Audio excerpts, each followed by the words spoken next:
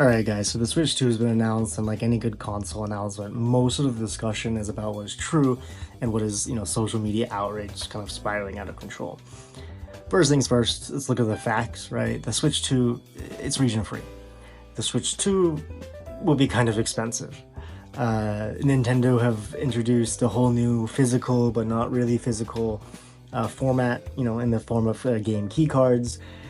And a whole new console generation means video game prices they're once again up for renegotiation with the audience, right? That whole process. We've seen that a little bit before with the PS5. I made it really easy to stop watching there for a quick summary, and maybe you can, but I do promise that there is something added like within the 15 years of I've been working in like the video game selling business, right? So let's discuss the few points. The Switch 2 is region free.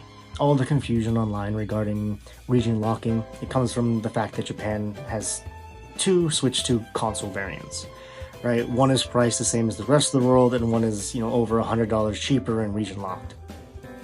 The rationale for this is not really at all about region locking game software, but it has everything to do with the exchange rate when it comes to the Japanese yen, especially when it comes to buying the console, right?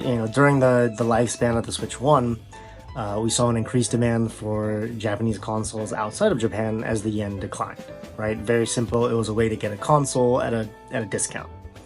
That was quite popular, especially in Southeast Asia. Nintendo wants to make the Switch 2 price competitive in Japan, but not make it easy for an American, a Chinese, someone from Southeast Asia to buy it cheaper than in their own region. Again, this has very little, if not zero, to do with actual video game software and trying to region lock video game software, and absolutely everything to do with price control of the console when it comes to Japan and overseas markets, right? Alright, so second point is the price of the Switch 2. Around 400 US is what most people kind of expected. We're just north of that at 450. I think most negative reactions to the console prices are kind of compounded by the negative reaction to the game prices, which we'll get to.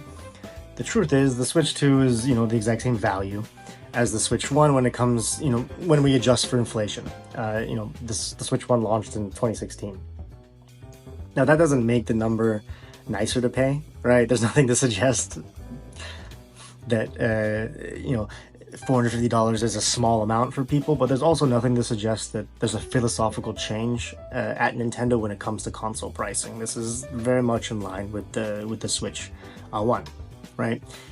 Inflation sucks. 10 years of inflation sucks when you go back and you price compare.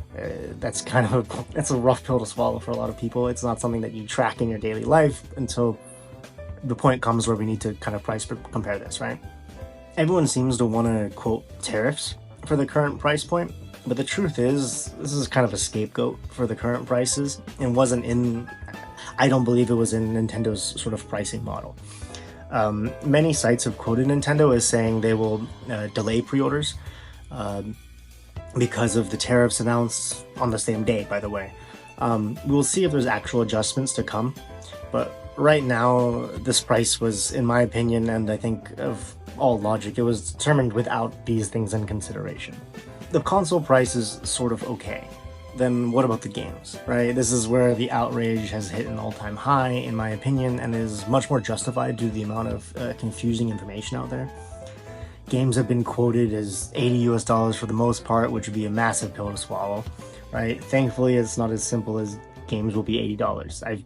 I've even seen people say games will be $90, which is entirely based off of a European website listing that very likely was prioritizing getting games up on pre-order as fast as possible without making a loss.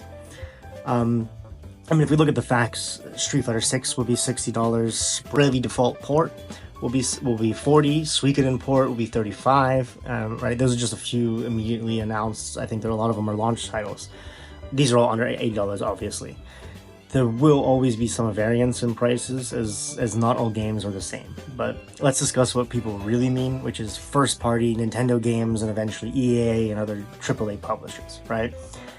Yes, either $70 or $80 at the moment, no matter what, is going to be an increase from the Switch 1. That's essentially the reality of the situation right now. My take is essentially games are likely need to have a price adjustment for inflation, right? Just practically for business sense. But people need to be more confident as well when they buy games.